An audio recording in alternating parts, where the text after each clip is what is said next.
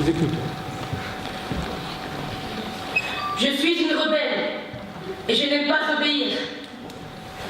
Et donc, mon sujet est obéir, est renoncer à sa liberté. Cette question est compliquée pour moi. Je suppose qu'aucun ado n'aime recevoir d'ordre, encore moins y obéir. Je ne manque pas le choix pour vous trouver des exemples. Range ta chambre, fais des devoirs, fais la vaisselle. Et cela, ce n'est qu'à la maison. Au collège, c'est encore pire. Arrête de bavarder, recopie ta leçon. Lève la main avant de parler. Jette ton chewing-gum. Et ma liberté dans tout cela.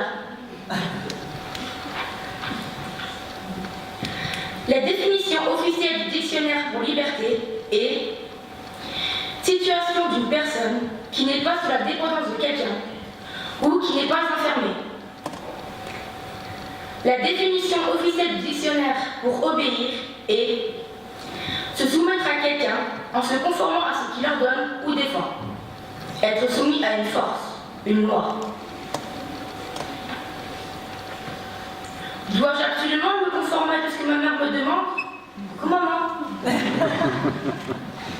Ne suis-je pas sous la dépendance de mes professeurs quand ils me demandent de faire mes devoirs? N'est-ce pas, Madame Garnac? Mais quand nous y réfléchissons bien, tous ces ordres vont nous servir pour devenir des adultes libres et indépendants. Qui aurait fait votre vaisselle si vos parents ne vous l'avaient pas appris? Comment trouver un travail si nous ne faisons pas... Comment trouver un travail si nous ne faisons jamais nos devoirs? Dans quel état serait votre maison si vous n'avez jamais appris à ranger votre chambre? Quand on obéit à un parent, à un professeur ou à un patron, on a bien en effet l'impression de perdre sa liberté, puisqu'on ne fait pas ce qu'on veut, mais ce que veut l'autre. Sommes-nous donc pour autant soumis Sommes-nous donc pour autant soumis si nous obéissons à un ordre juste? Ma liberté s'évapore-t-elle si j'obéis et que je range ma chambre? C'est pour répondre à ces questions que nous verrons tout d'abord qu'obéir, c'est effectivement renoncer à sa liberté, puis que renoncer à sa liberté peut dans certains cas être une liberté en elle-même. Vous aurez donc compris que j'essaye de résumer à présent la rebelle qui est en moi. Il est nécessaire d'obéir aux lois. En effet, si chacun exerçait sa liberté, sans respecter aucune loi, ce serait le chaos. Imaginez sur la route, imaginez-vous les amendes sans règle, où tout le monde ferait ce qu'il veut. La liberté comporte de toute manière certaines limites, et ce, que l'on obéisse ou non. Toutefois, comme nous dit Jean-Jacques Rousseau, l'obéissance à la loi pour ses prescrites est liberté. L'homme est soumis à des lois qu'il choisit en se rendant aux urnes. Ainsi, nous pouvons dire qu'obéir, c'est renoncer à sa liberté. Mais du moment qu'on obéit à une loi avec laquelle nous sommes d'accord, nous exerçons alors notre liberté.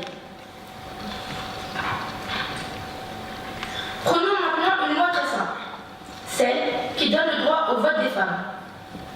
Loi votée en 1944 en France. Lui obéir, c'est exercer sa liberté de vote. Pour conquérir ce droit de vote, il a fallu désobéir, avant tout, à la loi. Il a fallu que les femmes se battent pour leurs droits, qu'elles risquent leur liberté pour en conquérir une suprême. Nelson Mandela est un autre exemple de renoncement à sa liberté, pour en conquérir une autre, une pour tous, l'abolition de l'apartheid. L'apartheid est une politique mise en œuvre en Afrique du Sud, en 1948. Blancs et noirs étaient séparés dans tous les domaines de la vie. Écoles séparées, toilettes séparées, bus séparés. Tout cela est une séparation totale, uniquement sur des critères de race et de couleur de peau. Nelson Mandela a été arrêté, privé de sa liberté, pour avoir lutté contre cette loi injuste. Il est devenu le symbole de la lutte pour l'égalité raciale, et il a désobéi, a renoncé à sa liberté pour protester et changer le monde. Ainsi, ce symbole de la désobéissance civile m'amène à dire que l'obéissance doit être fondée sur des critères moraux et ne doit pas être aveugle. Et c'est en examinant les raisons de mon obéissance que j'exerce ma liberté. Je deviens alors un adulte libre de mes choix, libre de mes droits et libre de mon obéissance. Pour conclure, j'aimerais vous raconter une anecdote. Au départ, je ne voulais absolument pas faire ce concours.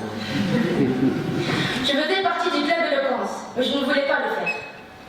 Durant mon stage, ma prof de français est venue me voir pour en reparler. Elle a beaucoup insisté sur ce sujet, donc j'ai accepté. Je lui ai donc quelque part obéi. Et j'ai finalement découvert qu'obéir n'est pas renoncer à sa liberté, mais l'exercer.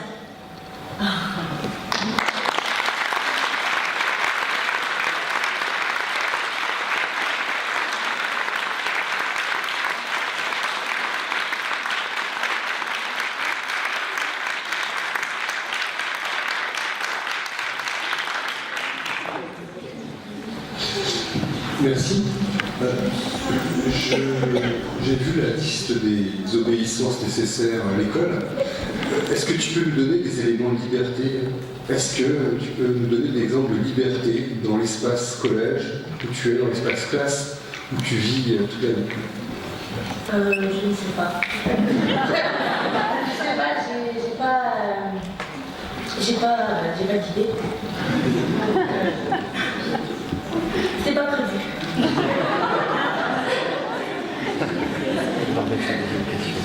On va mettre une deuxième question pour la table.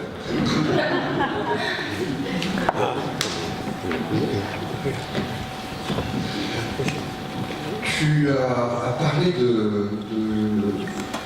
du combat qui était mené par des personnes comme Nelson Mandela. On en est où en Afrique du Sud aujourd'hui? Est-ce que l'apartheid existe encore? Est-ce que c'est terminé?